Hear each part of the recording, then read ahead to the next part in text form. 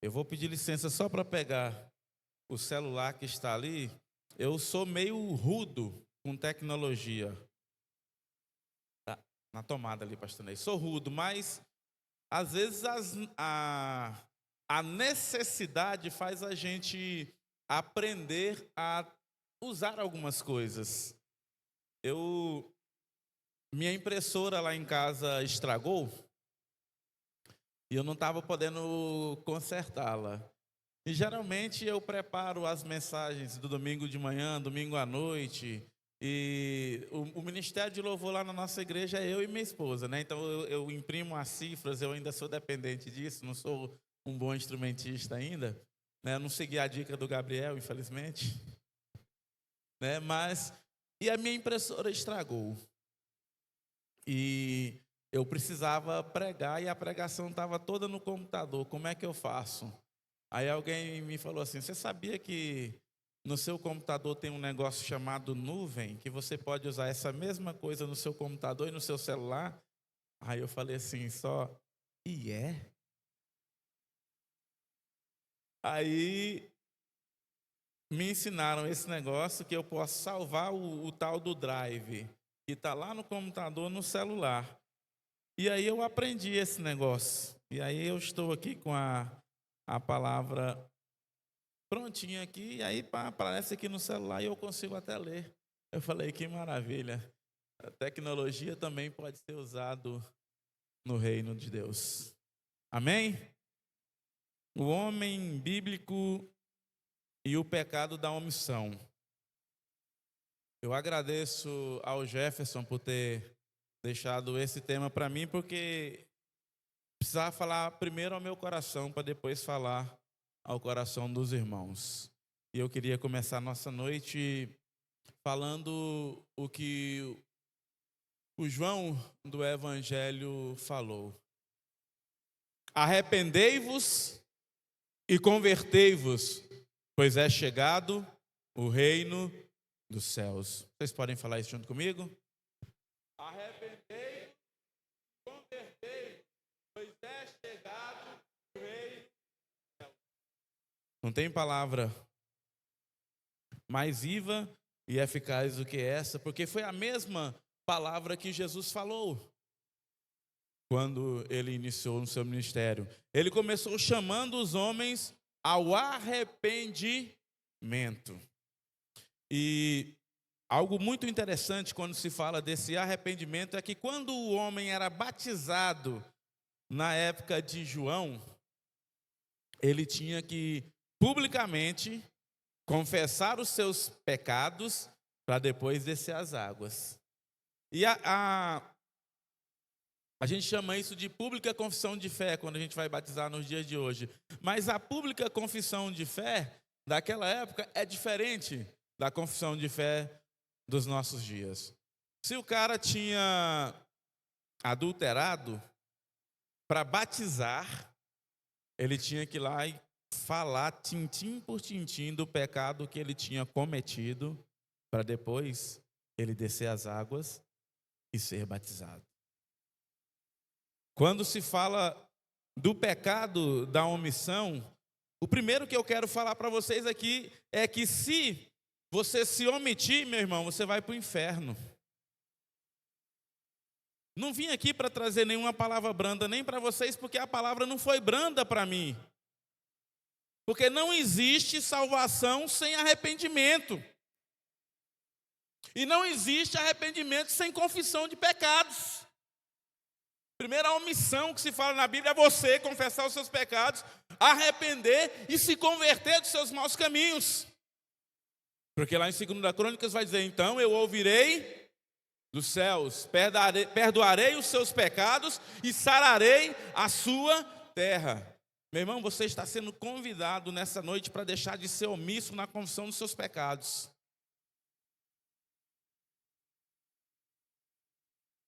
Porque senão o lugar que o aguarda é o inferno.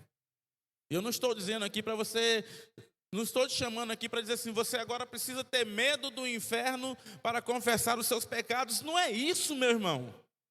Não tem nada a ver com isso, porque se você não estiver limpo, você não pode estar perto de Deus. Não é o medo de inferno, é a vontade de estar perto de Deus. Deus não habita lugar onde há pecado. Foi assim no Éden, mas daqui mais um pouco a gente vai falar um pouco mais do Éden. Mas Deus não habita lugar onde está pecado. Quando Adão pecou, Deus chamou Adão, falou tudo o que tinha a falar para ele e voltou para o seu trono no céu, na morada, aonde não há pecado. Você está sendo chamado nessa noite para trazer para a terra a cultura do céu. Porque o lugar onde Deus habita é o lugar onde não tem pecado. E você está sendo convidado nessa noite para deixar de ser omisso com relação aos seus erros, aos seus delitos e aos seus pecados. Eu me lembro que não é uma coisa fácil. Eu não estou dizendo que você tem que fazer como eu fiz um dia aqui nessa igreja. Eu ainda não tinha nem terminado o seminário. Ainda estava muito longe de passar por esse negócio do chamado de concílio. Eu me lembro que, assim, que na igreja devia ter de 120 a 140 pessoas.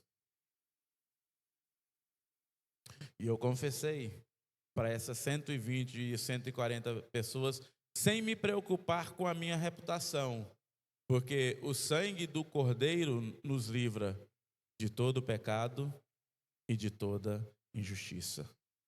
Então, para todo mundo que estava sentado nesses bancos aí, igual vocês estavam, eu falei que eu era escravo da pornografia dos 17 até os 38 anos de idade. Hoje eu tenho 47. Eu me casei aos 27. Percebam que isso me perseguiu. Eu quero fazer conta matemática agora, né? De 27 até 38, 11 anos, né? A minha primeira filha nasceu depois de 11 anos de casamento. A minha esposa tinha uma trompa entupida. Então, façam as suas contas matemáticas aí com relação ao que eu estou falando.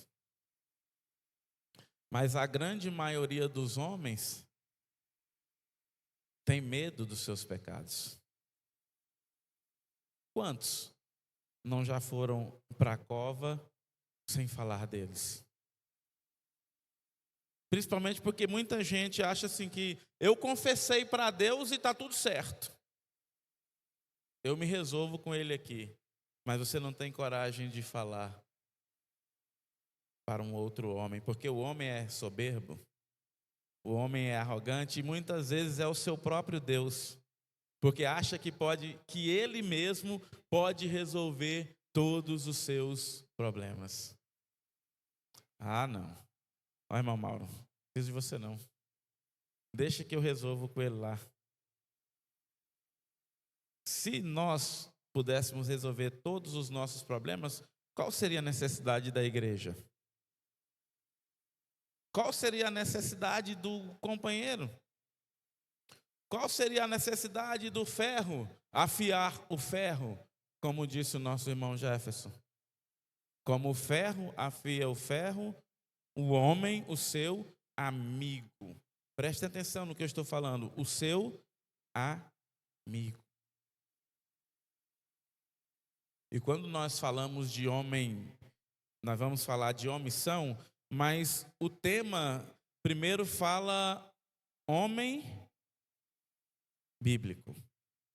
E eu não consegui assistir todas as ministrações porque estava junto com o Jefferson tentando organizar aqueles espetos e hoje eu vi um negócio assim bem interessante que quando a palavra fala que a nossa fé é pouca é porque a nossa fé é pouca de verdade.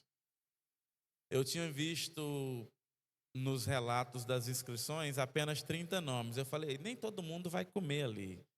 Então, se eu comprar só 30 espetos, todo mundo vai comer ali e vai ficar satisfeito, né? E não deu. Faltou. A nossa fé é realmente pouca. O homem bíblico não tem outra palavra, é o homem que segue a palavra de Deus, a Bíblia.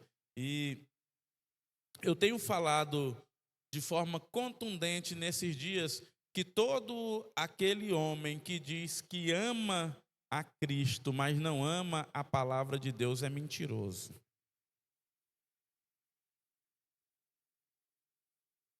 Porque não sou eu que estou inventando isso, ainda no Evangelho de João vai dizer: e o Verbo se fez carne.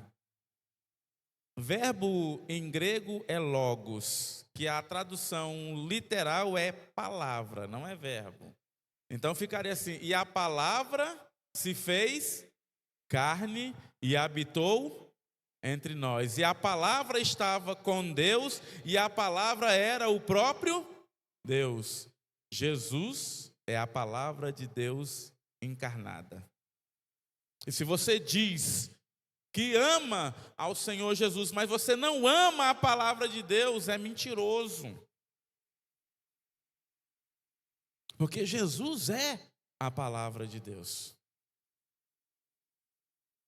Eu sei que é duro ouvir coisas dessa natureza, mas é porque assim, as igrejas, prestem atenção, as igrejas estão repletas de homens omissos que não leem as suas Bíblias todos os dias. E vocês sabem do que eu estou falando. Não existe transformação espiritual sem a palavra de Deus. Levantar de mãos, rolar, isso é balela. Não existe transformação sem a palavra. Não existe transformação sem o Senhor Jesus. Então, o homem bíblico é um discípulo de Jesus. O homem bíblico é um discípulo de Jesus. E a palavra discípulo quer dizer o quê? Ser igual ao mestre. Eu e cada um de vocês que estão sentados aí precisamos ser cópias do Senhor Jesus. E eu sei que muitas pessoas já falaram isso. Mas como isso tem sido realidade na sua vida? Abra sua Bíblia no livro de Timóteo, 2 Timóteo, na segunda carta de Paulo a Timóteo, no capítulo 3, versículos de 15 a 17. 2 Timóteo 3, de 15 a 17.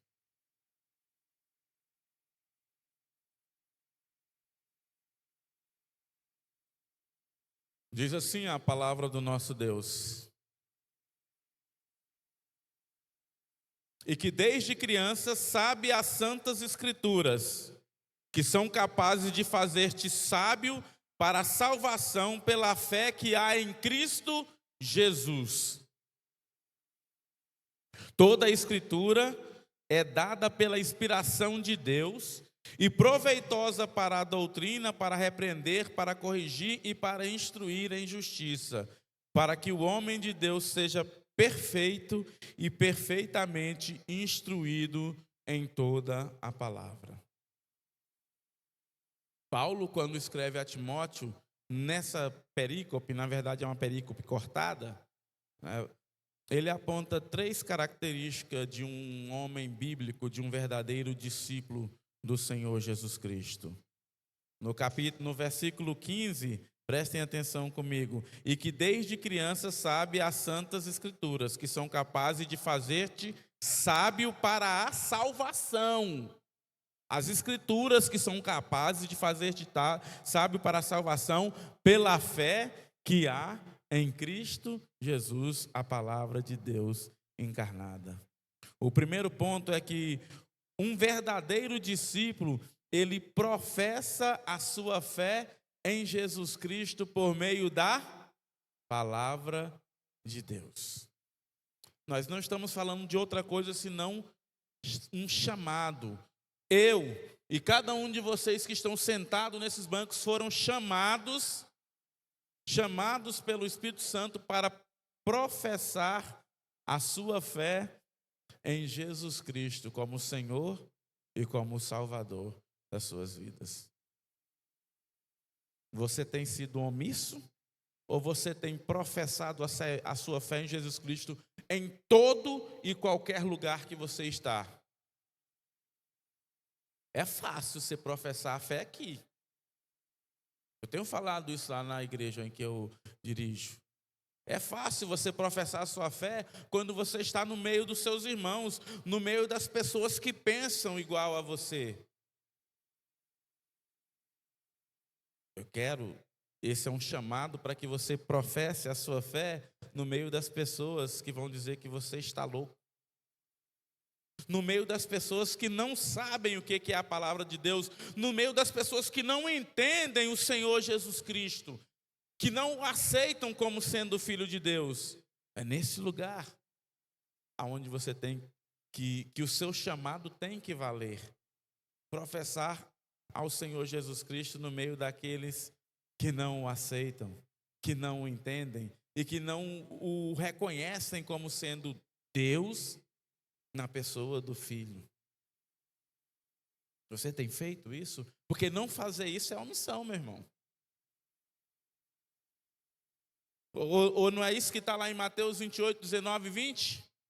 Portanto, indo, fazei discípulos de todas as nações, batizando-os em nome do Pai, do Filho e do Espírito Santo. É uma ordem isso. Se você não cumpre essa ordem, você é omisso. Mas ainda vamos falar um pouco mais sobre isso. O segundo ponto que Paulo fala a Timóteo está no versículo 16. Diz assim: toda a escritura é dada pela inspiração de Deus. É proveitosa para a doutrina, para repreender, para corrigir e para instruir em justiça. Isso se chama, a isso nós damos o nome de crescimento e transformação espiritual. Paulo está chamando você a se engajar em um processo de crescimento e transformação espiritual por meio da palavra de Deus. Não existe crescimento e transformação espiritual se não for por meio da palavra de Deus. Aquela que entra até as juntas e medulas. O que passar disso não é verdade. E o nome disso a gente se dá capacitação. Você, homem de Deus que está sentado nesses bancos, precisa se capacitar para que você se engaje nesse processo de crescimento e transformação espiritual por meio da palavra de Deus. Você precisa professar a sua fé e você precisa se preparar para fazer tudo isso. Paulo, que escreveu a Timóteo, mesmo quando ele ainda não tinha encontrado à luz o Senhor Jesus Cristo, ele tinha estudado 14 anos com um homem chamado Gamaliel. Depois que ele encontrou a luz, que Ananias foi até ele e as escamas caíram, ele ainda passou mais alguns anos estudando na Arábia, para depois ele voltar e mostrar o homem ousado que ele foi por meio da palavra. Paulo foi transformado, e aí vocês precisam entender o que eu estou falando. Não existe transformação sem a palavra de Deus, porque quem Paulo viu?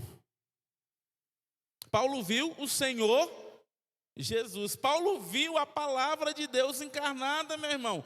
Paulo foi transformado pela palavra de Deus. Você precisa enxergar isso também. Não ver é omissão. Fingir que não vê é omissão. E quantos estão por aí fingindo que não veem?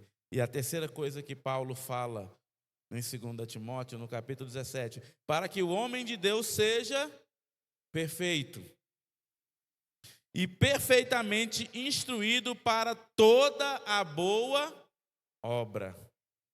Esse é o terceiro chamamento. Você foi chamado para servir ao Senhor, e isso nós chamamos de enviar. Você foi chamado, você precisa ser capacitado pela palavra para que assim você possa ser enviado. Eu não estou falando de pastor, não. Eu estou falando de crente, de homem, de servo de Deus, independente do título. Isso não tem a ver com título, tem a ver com chamado para todo o homem de Deus. Assim O discípulo, ele é chamado para andar com Cristo, capacitado a viver como Cristo e enviado a trabalhar por Cristo.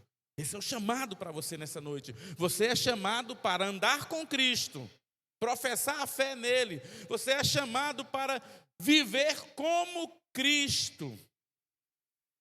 Capacitação e transformação. E você é chamado para trabalhar para Cristo, o envio. Esse é o homem bíblico. O homem que entende que foi chamado para andar com Cristo, capacitado a viver como Cristo e enviado a trabalhar por Cristo. Esse precisa ser eu. Esse precisa ser você, para que você possa ser chamado de homem bíblico. Jesus é a palavra de Deus encarnada. Tudo se resume a Ele. Tudo está voltado para Ele. Não é isso aqui, é Jesus. Tudo precisa estar voltado a Ele. E o que me preocupa é, nós ainda vamos falar de coisas mais específicas, mas isso tirado de um livro que o próprio Jefferson me deu, Homens Além do Churrasco e do Futebol. Eles apresentam pesquisas de 2012. Essas pesquisas são de 2012, são antigas, mas vale falar sobre elas porque elas pioraram, não melhoraram. De 2012 para cá, tudo está muito pior. Quem anda comigo já sabe disso. O que acontece quando o homem deixa de fazer o que deve fazer? E aí eu não estou falando especificamente do homem bíblico, eu estou falando o homem na sociedade. 72 milhões de crianças e adolescentes com menos de 18 anos, 33 vivem em lares com o pai biológico ausente.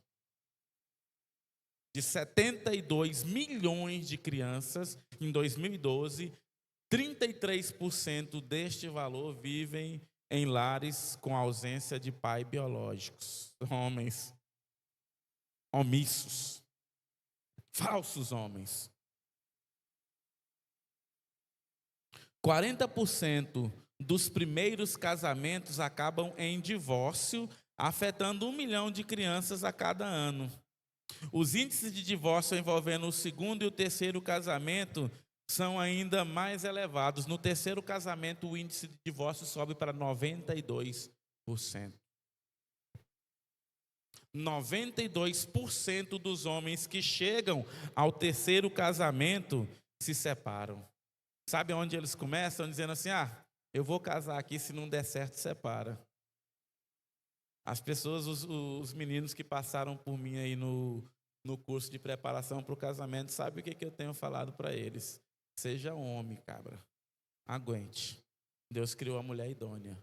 E se você for o homem bíblico, o homem de Deus, você vai ter a mulher que você precisa ter. É mais estarrecedor ainda que 33% das crianças nascem fora do contexto de casamento. 33% nascem fora do contexto de casamento. Isso aqui foi que doeu muito em mim. 93% de todo o contingente prisional da América, 85% são de homens. 93%. Apenas 7% dos que estão na cadeia são mulheres. Entendem quando a gente fala que a mulher foi criada idônea? Desses que estão presos, desses 93%, 85% são de homens que não possuem nenhuma figura paterna em sua vida. Olha o preço que nós estamos pagando pela omissão de homens. 85% dos 93% que estão presos são homens que não tiveram nenhuma figura paterna em sua vida. Pastor, o senhor está falando dos homens de forma geral? Estou. Aí vocês pensam assim, pastor, na igreja é diferente. Só se a igreja estiver com as escamas ainda em seus olhos. Porque olhem essa situação na igreja. De cada 10 homens que vivem na igreja, 9 terão seus filhos abandonando a igreja. De cada 10 homens na igreja, 9 terão seus filhos abandonando a igreja. De cada 10, 8 não acharão seus empregos satisfatórios. E aí vão virar os Júlios da vida, que todo mundo odeia o Cris. Rochelle tem o prazer de dizer: meu marido tem 2 empregos. Aí eu me vejo nesse negócio aqui. Não estou reclamando. Eu sou pastor. Esse foi o meu chamado desde os 17 anos de idade, que eu fugi durante 23 anos, antes de me tornar professor da educação básica do Estado. E aí eu ainda fui inventar um negócio de mexer com apicultura. De vez em quando eu levo umas ferroadas aí. Não vou levar mais, né, Kleber? Agora tem a bodoquena, né? Então isso é menos mal. E ainda fui inventar de colocar uma tal de uma energia solar lá em casa. Porque eles falaram: o Marco Zero vai acabar, tá? Aí eu, né, fiz muita, e não foi só eu, muita gente colocou, né, pastor? Aí eu fui para uma escola ministrar aula de preparação para vestibular. Quando o Alcimar falava assim, o professor de português estava sentado ali, ele estava olhando para mim ali, né? Eu ministrar aula de português e redação e literatura na preparação de pré-vestibular. Aí a minha mulher pode chegar assim, todo mundo odeia o pastor Marcelo, meu marido tem 4 empregos.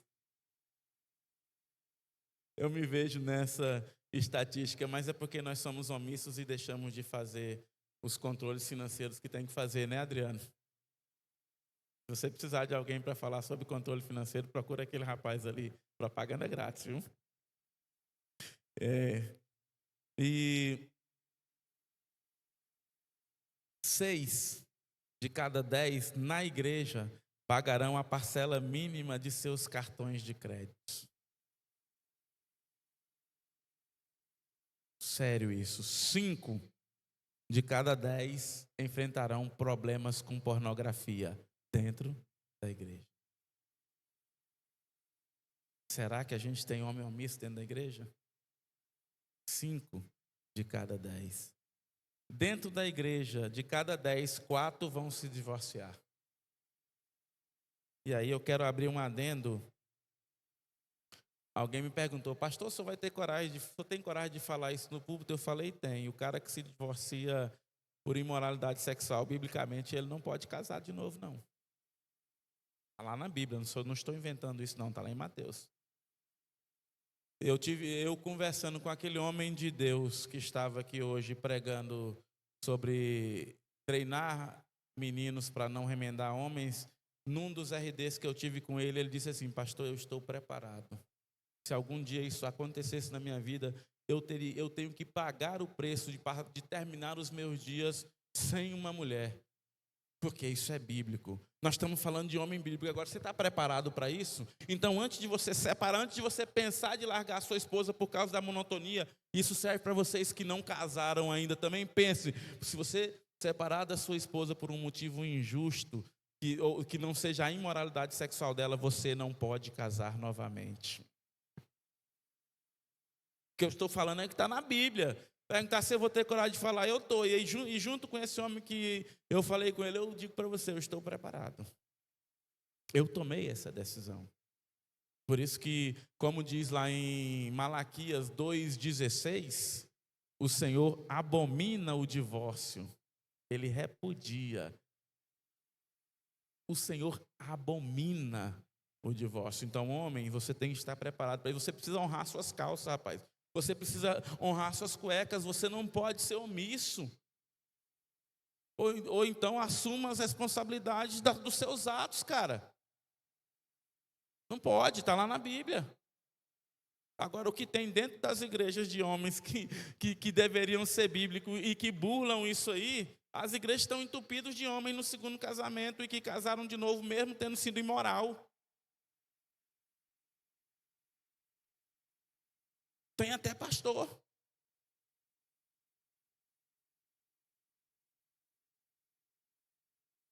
Eu vim aqui para brincar com vocês? Não. Isso tem acontecido dentro das nossas igrejas, meus queridos.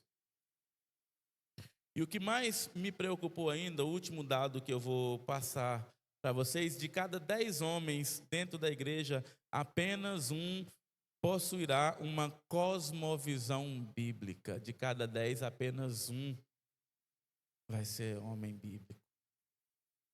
Não é disso que nós estamos falando? O homem bíblico e o pecado da omissão? A minha oração é que cada um de vocês que estão aqui hoje faça parte dos 10% e não dos 90%. Que cada um de vocês sejam realmente homens bíblicos. Eu já distribuí ele para muita gente, que é o livro lá, O Silêncio de Adão, né? Inclusive tem igreja lá em Porto Alegre do Tocantins que os homens de lá estão fazendo as suas reuniões estudando o livro O Silêncio de Adão. E algo das coisas que eu li naquele livro, algumas coisas falaram ao meu coração. E uma delas é o seguinte: os homens se sentem facilmente ameaçados. Às vezes pela inveja, às vezes pelo orgulho, às vezes pela soberba. E sempre que um homem é ameaçado, quando sente um desconforto em seu íntimo, algo que não compreende, ele naturalmente se retira para uma arena de conforto ou um lugar onde ele domina ou ele domina alguém, a fim de sentir-se poderoso. Os homens gostam de se sentir poderosos. E essa placa que está aqui na frente é verdade. O homem de Deus precisa ser o sacerdote do seu lar, mas ele não pode usar isso para se tornar ou se parecer poderoso. É muito tênue a linha entre a propagação da palavra e a manipulação. Você não é sacerdote para manipular e nem para dominar ninguém, nem a sua esposa. Porque o céu é um lugar que só se alcança quem primeiro morre. Você só vai deixar de ser omisso o dia que você... E já foi falado isso nessa manhã pelo irmão Alcimar. E com que propriedade ele falou isso? Eu não sei se você prestou atenção. Ele falou assim que homem não se remenda, homem se mata. Está preparado para morrer, meu irmão? Não tem como remendar homem não, porque às vezes esses posts de Instagram, eu estou aprendendo a usar esse negócio aí também. São interessantes, e eu não lembro qual deles que falou isso, mas é Lutero, né, que fala assim, que ele matou o homem dele nas águas do batismo afogado, e aí depois ele descobriu que o danado sabia nadar.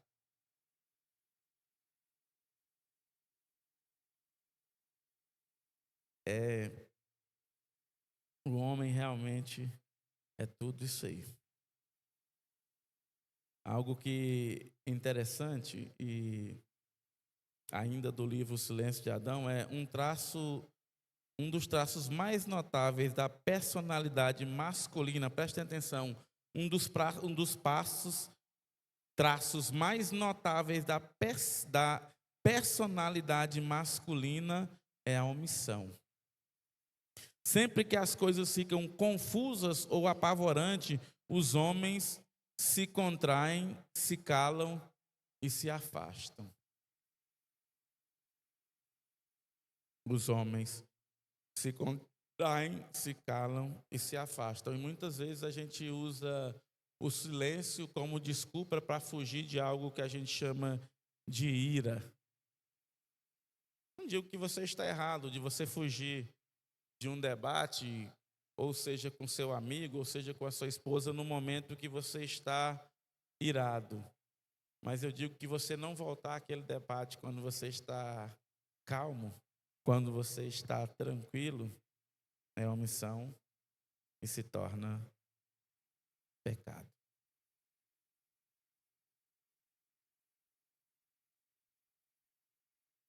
Você pode fugir, mas não fuja para sempre.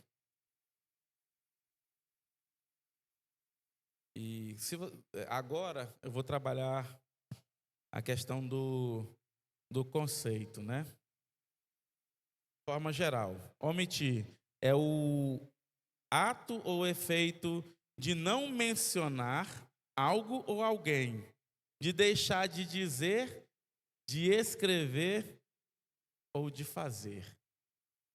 Qual foi a primeira palavra que eu trouxe para vocês nessa noite com relação ao texto de 2 a Timóteo? E nós somos chamados para professar a nossa fé no Senhor Jesus Cristo. Quando você, que um dia entregou a sua vida a Ele, que um dia publicou a sua fé e passou a ser membro de uma igreja, e aí eu não quero citar nenhuma delas, e você não faz isso, é pecado.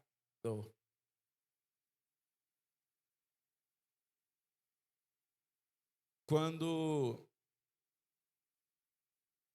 eu já trabalhando com algumas pessoas extremamente tímidas, e lá no livro de Apocalipse, vai falar que algumas traduções, os medrosos ou os tímidos não herdarão o reino dos céus. É palavra dura, mas é verdade. Aí essa timidez que eu estou falando não é a timidez de personalidade, não. É a timidez que te impede de falar do Senhor Jesus. É a timidez que te leva à covardia, que te leva à contração, que te leva à posição defensiva. E aí você entra no perigo de não pregar a palavra. Não pregar a palavra é omissão. Não pregar a palavra, você sendo crente, é pecado.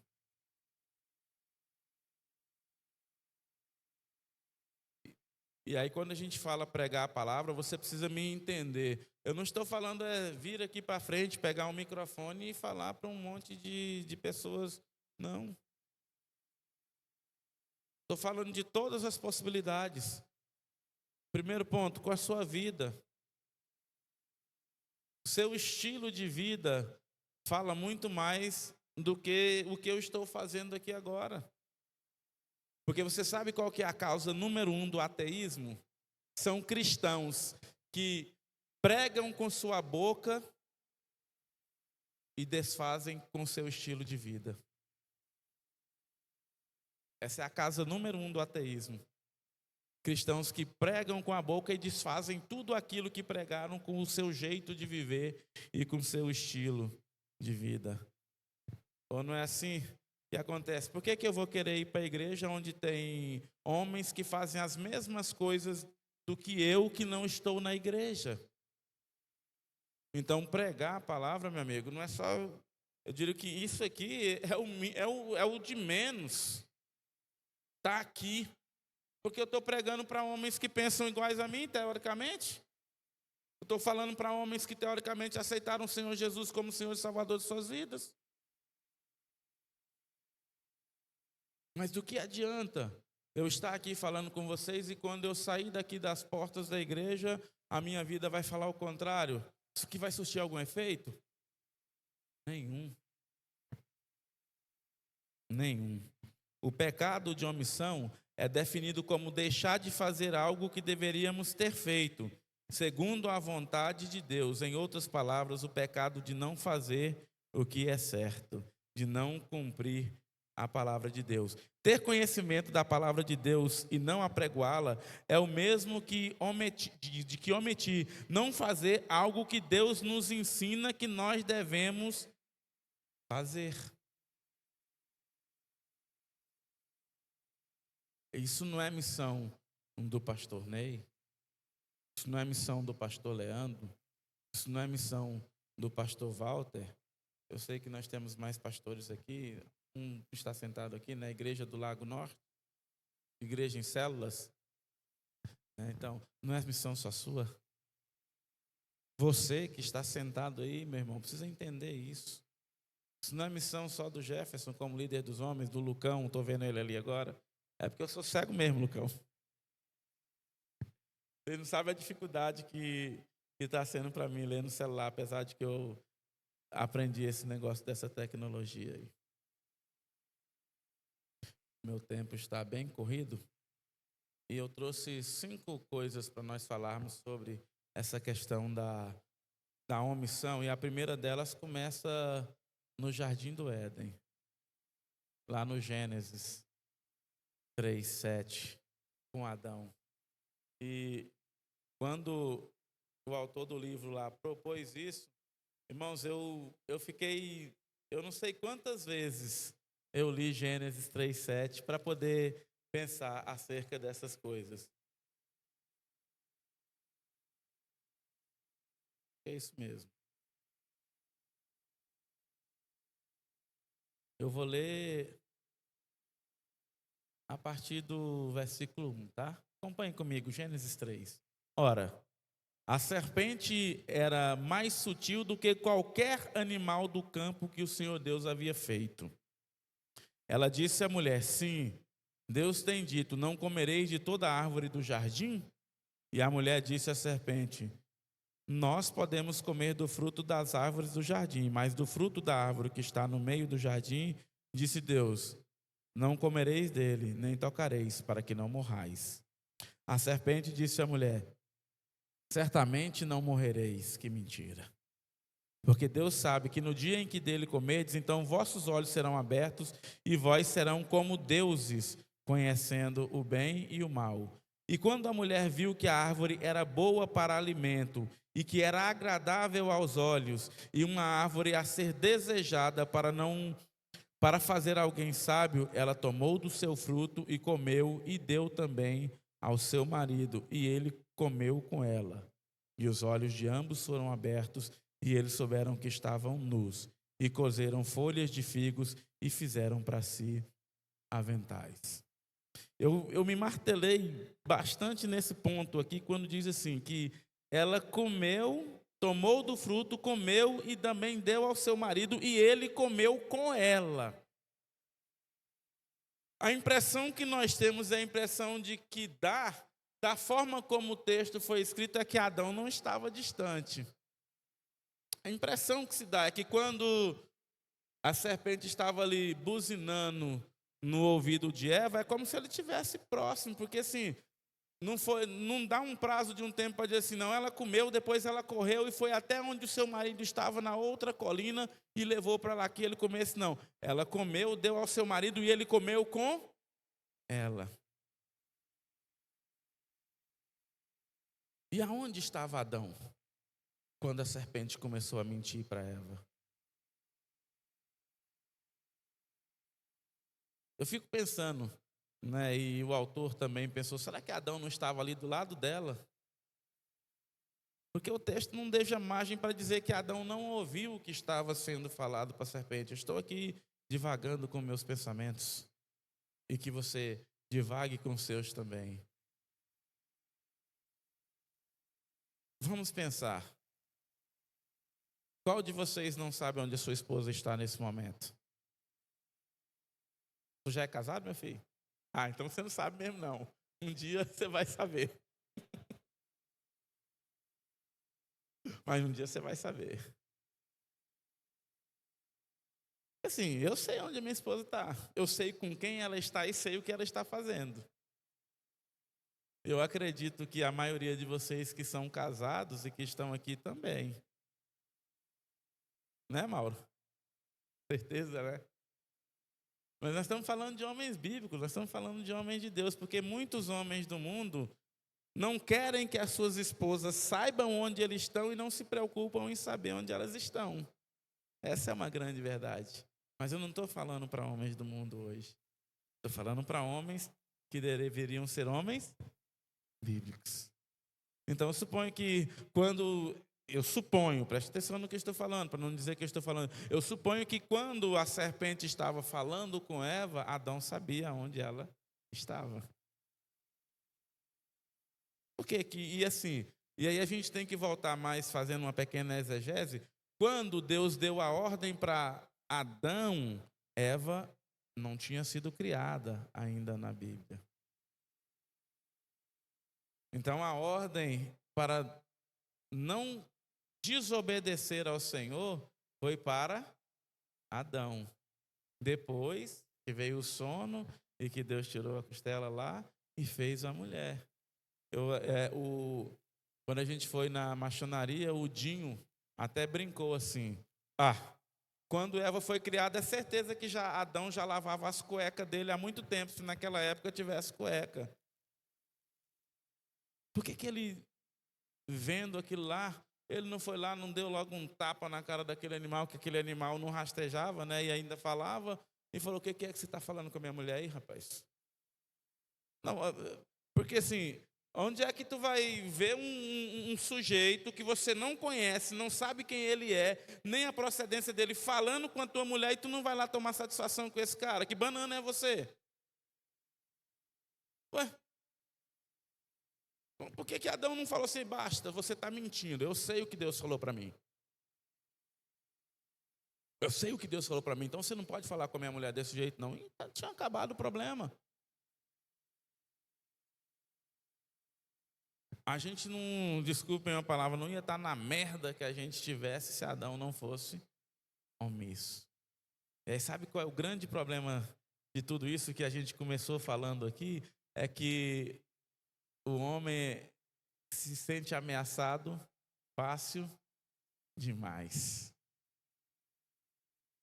E a merda que aconteceu lá no Jardim do Éden acontece nos dias de hoje, ó.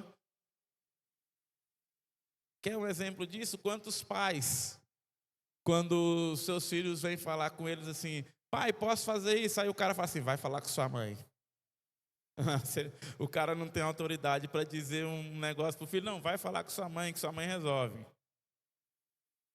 Ou é porque o cara é um banana mesmo, ou porque ele se sente poderoso demais. Lembra que nós falamos disso? O cara se sente poderoso demais que não pode resolver uma parada com o filho ou com a filha dele. A minha, de 8 anos, eu já peguei a manha dela. Porque assim, não se engane, as crianças já sabem fazer o que é errado, viu? O meu menino de 1 ano e 3 meses, algumas coisas a gente não consegue tirar do alcance dele, aí ele vai assim, ó. Aí ele olha para mim. Ele sabe que o que vai fazer é errado, com 1 ano e 3 meses. Ele sabe que o que vai fazer é errado, mas ele está lá com o dedinho assim, ó. E olha, ele está esperando eu dizer não. E às vezes ele vai lá e faz. E aí ele tem 1 ano e 3 meses, mas eu estou sendo que a Bíblia fala que eu tenho que descer a vara. É claro que eu não vou machucar meu filho de 1 ano e 3 meses. Mas ele tem que saber quem manda ali. Mas ele sabe que o que está fazendo é errado. A minha filha de 8 anos, pai, não sei o que, tá. Mas eu conheço a minha filha, eu sei que ela já pediu para a mãe dela e a mãe dela disse não. Aí ela vem querer colocar o embrolho entre eu e a minha mulher. Aí eu chamo ela aqui: você já pediu para sua mãe? Veja bem, eu não estou mandando ela resolver com a mãe dela, não. Eu perguntei assim: você já falou com a sua mãe? Às vezes ela fala, às vezes não. Aí assim, porque se a sua mãe tiver dito não, eu não vou dizer sim para você. Porque ela já disse não para você, então você não deve me enganar. Mas nem toda vez eu lembro disso, às vezes ela engana uma criança de 8 anos. Quando a Bíblia diz que o mundo jaz mesmo no pecado, é porque as crianças de 1 ano e 3 meses já sabem que o que vai fazer é errado, porque um dia o pai disse não e mesmo assim fazem. O bebê já faz isso. Nem toda vez que ele chora é por uma necessidade. Às vezes é para satisfazer o ego dele quando ele está na fase bucal, né? Na fase do toque.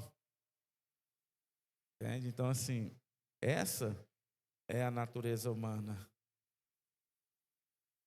Contei toda essa história para dizer para vocês que o que aconteceu com Adão lá acontece nos nossos dias. Nos sentimos facilmente ameaçados, somos omissos. E muitas vezes nós cometemos esse pecado e não nos damos nem conta de que estamos fazendo. Nós precisamos estar mais atentos à luz da palavra de Deus, meus irmãos, para que essas coisas não continuem ferindo a nós, para que nós não continuemos de forma errônea com relação ao nosso Deus. Nós precisamos falar, nós não precisamos nos omitir. Quando a gente fala assim, um pecado da omissão, todo mundo acha que nós vamos passar a noite aqui falando de Lula e Bolsonaro, né? Cada um com o seu cada um. Mas eu não sou omissa, eu sou de direita, viu? Não sou de esquerda, não. O segundo ponto que eu trouxe para vocês também está lá em Gênesis 4, de 1 a 7, que vai falar sobre a oferta de Caim e a oferta de Abel. E olha o tanto que isso é sério. E nós temos que nos perguntar por que a oferta de Abel foi aceita e a de Caim não foi. O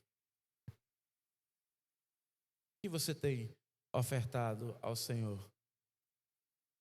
Pasma-me ver nos nossos dias aquelas igrejas que, e eu acho que estão certas em fazer isso, que colocam aqueles cálculos de porcentagem falando sobre a questão dos dizimistas, né? E a maioria das igrejas está ali na casa dos 60% até 70% de dizimistas dos seus membros. O que agrada a Deus, segundo Isaías, é o tutano e a gordura. Abel tirou do melhor do que ele tinha. Por isso, a oferta dele foi aceita perante o Senhor. Caim ofertou, mas não ofertou o melhor do que ele tinha. Por isso, a oferta dele não foi aceita. Se nós contextualizarmos com relação à viúva, porque não se trata de quantidade. Porque assim, a viúva tinha alguns denários, coisa irrisória, era dinheiro, se vou brincar aqui, dinheiro de comprar balinha, mas era tudo o que ela tinha. E a omissão de Caim de não dar o melhor do que ele tinha para o Senhor foi algo tão forte que o que aconteceu com Caim? Ele se sentiu ameaçado. O homem se ameaça fácil demais. Ele se sentiu ameaçado pelo fato do Senhor ter aceitado a oferta do seu irmão e não ter aceitado a oferta dele. E por se sentir ameaçado, porque foi um homem omisso, ele se tornou o primeiro assassino.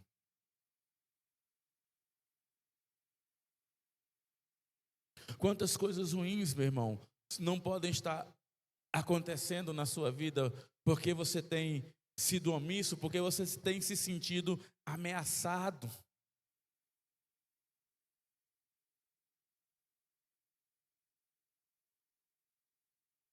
Nós precisamos dar o melhor de nós para Deus, e aí eu preciso voltar para a nossa união masculina. Cara, e aí, eu vou falar da nossa igreja, viu? Velho, não dá para entender, não. Olha para isso aqui. Eu não estou achando ruim porque vocês estão aqui, os outros não estão, não. Porque o que o Jefferson falou, eu penso igual. Está aqui quem o Espírito tocou para estar aqui.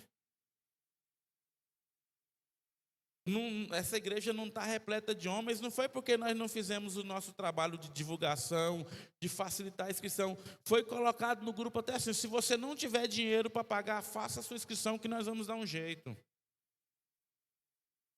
Então não foi questão financeira. É porque os homens das igrejas não querem trabalhar. Porque os homens das igrejas, não estou falando de fora da igreja não, porque os homens das igrejas são omissos. E eles precisam ser homens pelo menos para admitir isso. Os caras não querem compromisso, os caras não querem trabalhar, os caras não querem sair da zona de conforto. Estou mentindo, João? Quantas igrejas você já foi lá para falar do nosso grupo de engajamento e eles não estão lá? Eles não querem entrar, fazem de conta que nem é com eles. Eu visitei um pastor da Leste-Oeste e fiquei pasmado com o que ele me disse. Prestem atenção nesse quadro. Não vou falar nem quem é o pastor, nem quem é a igreja. Os dois vice-moderadores deles são mulheres. Tesoureira, mulher. Secretária, mulher. Exame de contas, 2 mulheres, 1 homem. Em toda a diretoria estatutária da igreja dele só tem 1 homem. Aí você, porque aquele pastor não gosta de homem trabalhando. Ele disse, não, porque os homens não querem. Os homens não querem trabalhar, e por isso só tem mulher. Porque assim, ele falou assim, tem que deixar lá quem quer trabalhar, quem quer fazer a obra. Entendem? Quando não foi falta de divulgação também, e também eram assuntos relevantes, mas quando teve a Assembleia Inspirativa em Colmeia, nós tivemos apenas 6 homens.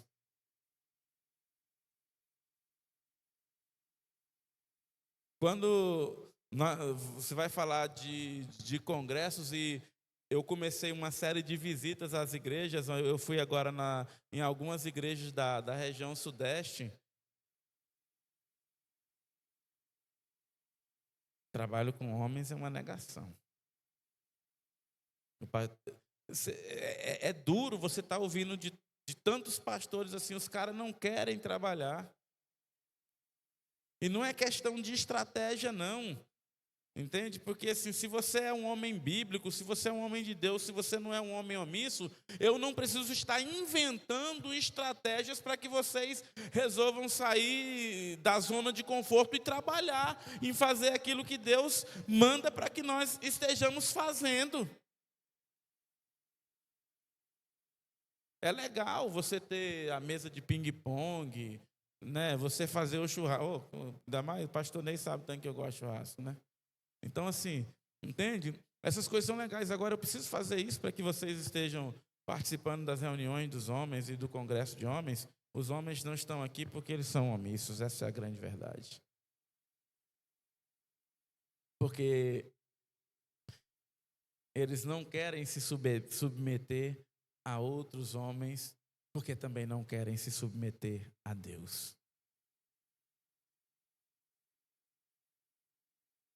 Se você não tem capacidade intelectual e moral para se submeter a outro homem, você não se submete a Deus. Você não serve para liderar um outro homem se você não servir para ser liderado por um homem que não seja você. Porque senão você se torna aquilo que resolve todos os seus problemas, que resolve tudo para você mesmo. Um outro ponto que eu trouxe para vocês nessa noite, e eu estou já do meio para o fim, quase terminando. A parábola dos talentos de Mateus 25, de 14 a 30. A um ele deu 10, a um ele deu 5, e a um ele deu apenas 1.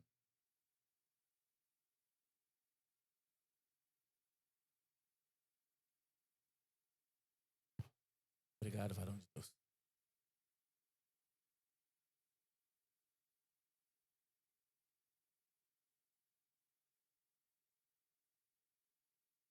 Percebam que aquela questão de o homem se sentir ameaçado vai em cada texto, em cada uma dessas que nós estamos propondo para vocês, ela cai. Está lá. O que recebeu 5 entregou 10. O outro entregou também o dobro, eu esqueci a quantidade aqui. Mas o que ele entregou só 1, o que ele fez? Ele enterrou. E aí quando o dono do ouro e da prata volta e cobra dele, ele fala assim, por que você não pelo menos colocou lá no banco para render juro? Para render alguma coisa? Não, senhor, eu tive medo. Lembrem o que eu falei do Apocalipse lá, da timidez e do medo? Eu tive medo. Eu tive medo e enterrei para que quando o Senhor voltasse para cobrar de mim, eu pudesse apresentá-lo ao Senhor. E aí a ordem do Senhor Jesus para nós é, portanto, vá e faça discípulos. E aí quando o dono da prata, do ouro vier cobrar de você, o que você vai ter para apresentar a ele? O seu medo? A sua omissão? Ou se sentir ameaçado lhe impediu de fazer discípulos? De cumprir a ordem do nosso Senhor Deus? Por que, homem de Deus, você tem enterrado os seus talentos?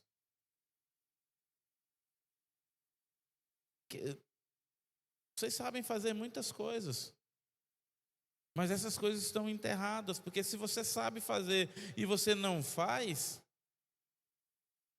você é pecador, porque isso é pecado. A omissão é deixar de fazer. Se você sabe fazer e não faz, isso é pecado, isso vai ser cobrado de suas mãos. Uma outra coisa muito interessante também é a parábola do bom samaritano lá em Lucas 10, de 25 a 37. E nós sabemos quem não parou. Aquele homem que ia se dirigindo de Jericó para Jerusalém foi atacado por salteadores. Moeram o cara de pé a ponto dele estar no chão, porque o texto diz que ele estava no chão, jogado. Esse nome que está bem aí na frente passou lá, o sacerdote. Olhou para o chão e provavelmente pensou, isso não é comigo. E aí quem estava no chão não era um samaritano, não era um estrangeiro, era alguém do povo de Deus, o texto fala. O que ele fez? Ele se desviou. Passou depois o levita. Está lá o corpo estendido no chão. Mas ele também fez como quem não fosse com ele. Quantas vezes você tem visto situações em que você poderia intervir, mas você só olha e você passa direto? Foi hoje, no semáforo, eu acho que eu vim na igreja umas 2 vezes aqui, e buscando coisas que nós esquecemos. E eu parei no semáforo ali da Teotônio Segurado e tinha um homem vendendo balas, pirulitos e coisas no semáforo.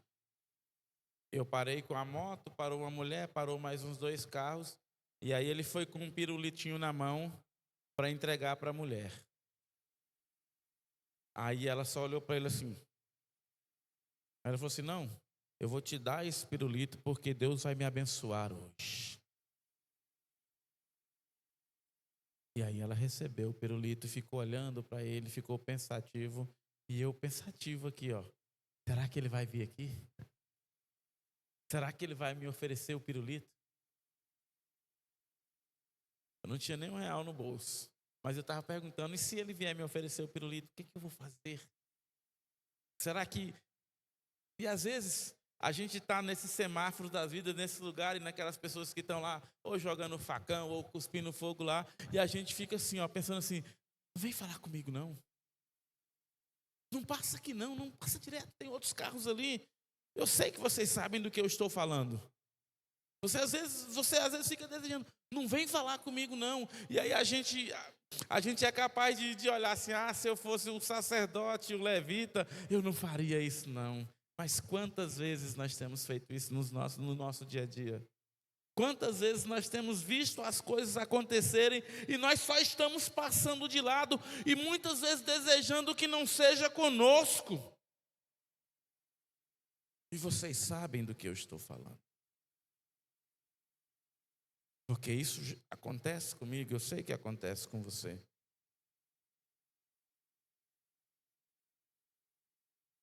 Não podemos brincar de ser crentes. Não podemos brincar de ser bíblicos.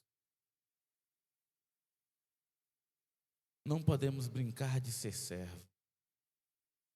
E por fim, dos exemplos que eu trouxe, ainda eu trouxe o rico e Lázaro. E aí, segue nessa mesma linha de pensamento, né? O cara tinha tudo, o outro não tinha nada. E o que ele comia? A plaqueta já subiu ali, estou terminando. Ele não tinha nada. E ele foi omisso. Olhe para tudo que você tem e para quantas pessoas você deixou de abençoar. E às vezes a gente precisa ser sacerdote. Eu conversei sobre o Jefferson, com o Jefferson sobre isso hoje. Eu estava falando que o meu carro já está dando problema demais. E eu estou começando a pensar em trocar de carro, né? Ainda não tenho uma condição para isso não, mas até fevereiro, viu, Adriano? Eu fiz a planilhazinha direitinho lá. Eu sei todas as parcelas que eu vou acabar de pagar até fevereiro e entre fevereiro e abril para ver se isso vai dar certo. Estou seguindo a cartilha.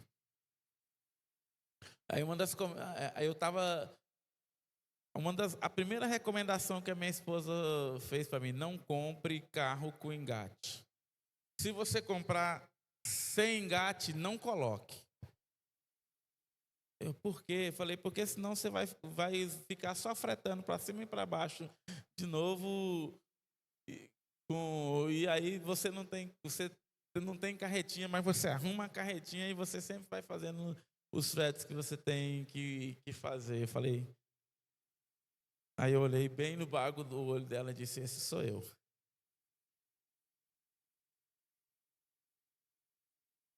Isso não pode incomodar você.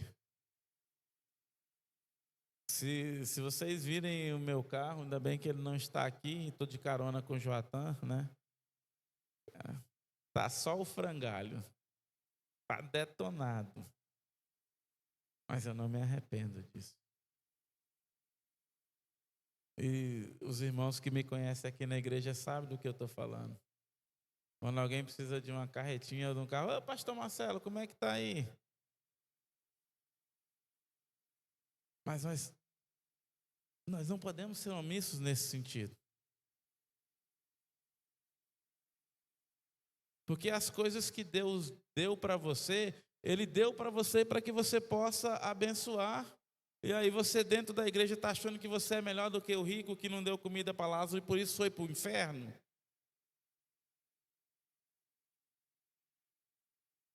Se você pode fazer e você não faz, é omissão. Se você pode fazer e você não faz, é pecado, meu irmão.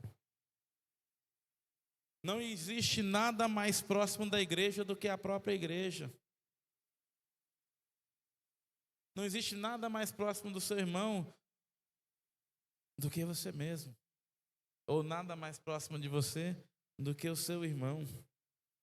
Após falarmos sobre os tipos de pecados cometidos por sermos omissos, vale a pena voltar para o começo de tudo, onde o homem bíblico e discípulo do Senhor Jesus precisa adorar a Cristo, orar a Ele e procurá-lo avidamente por toda a Escritura, humilhando-se diante dele e em quebrantamento pelo nosso orgulho e a nossa devoção morna, esperar nele para que ele encha com o seu espírito, servi-lo com um propósito sincero, uma paixão que consome todas as outras.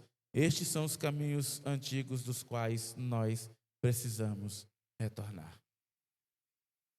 Quando Jesus falou à igreja de Laodiceia, a igreja a igreja de Éfeso, ela era uma igreja ativa.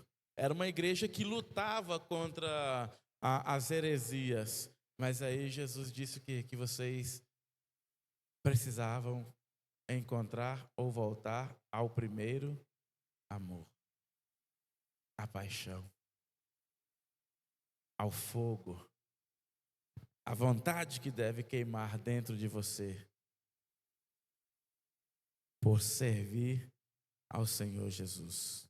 Em nossos dias, os homens estão procurando sua masculinidade mais do que estão procurando a Deus. Há homens demais cometendo o erro de estudar a masculinidade, de tentar praticar o que aprendem, sem prestar atenção suficiente em seu relacionamento com Deus. Será que realmente amamos a Cristo? Ou a nossa paixão é mais programada e oscilante do que genuína e constante? Estamos crescendo numa santidade que atrai os outros, principalmente nossa própria família, Cristo, ou exibimos um fervor e praticamos um ritualismo que somente impressiona os outros pelo nosso zelo? O que você está fazendo é só para impressionar os outros, ou você está fazendo realmente pela uma paixão genuína, por ser realmente devotados ao nosso Senhor Deus? Que as escamas caiam dos seus olhos e que nós não sejamos mais omissos. Eu sei que isso não acontece do dia para a noite. Opa, agora eu não sou mais omisso. Mas entre nesse processo. Seja mais atento.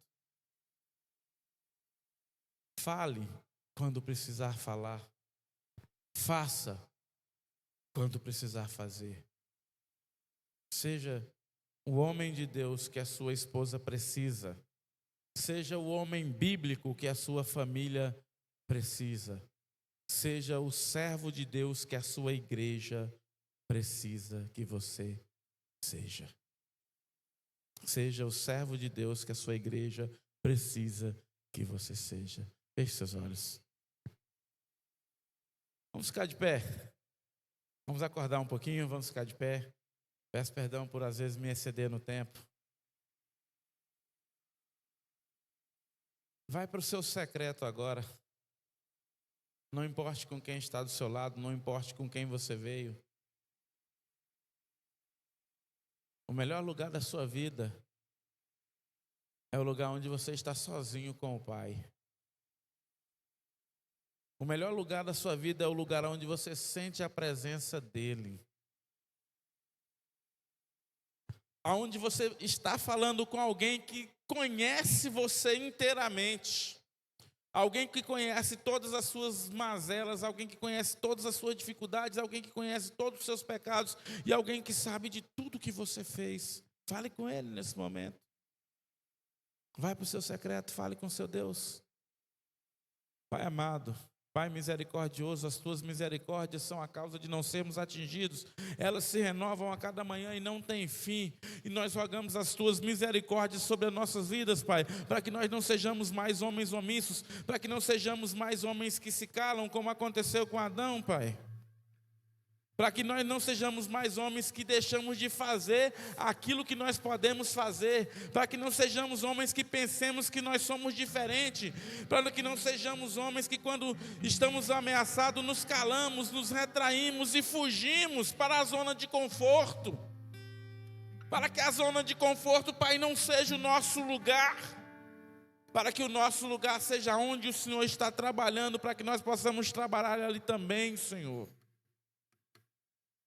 Abre o nosso coração, Pai, e nos usa como servos, como instrumento nas Tuas mãos, Pai. Capacita-nos por meio da Tua palavra para que nós sejamos transformados espiritualmente, Pai, para o fazer da Tua obra, Senhor. Usa cada um desses homens, Pai, meninos que estão aqui nessa noite, Pai, para fazer a diferença. Jesus fez a diferença com 12. Estamos reclamando de quê? Ó Pai, não deixe que nós voltemos para as nossas igrejas como nós viemos, Pai. Permita, Senhor. E cada homem nessa noite, permita-se Deus agir na tua vida, para que você volte para a sua igreja e não seja o mesmo homem que você está sendo agora. Faça a diferença na sua igreja. Seja o homem que a sua igreja precisa, seja o homem que a sua família precisa. Seja o homem bíblico. Senhor Deus, nós oramos no nome do teu Filho amado Jesus, em nome de quem nós estamos falando agora.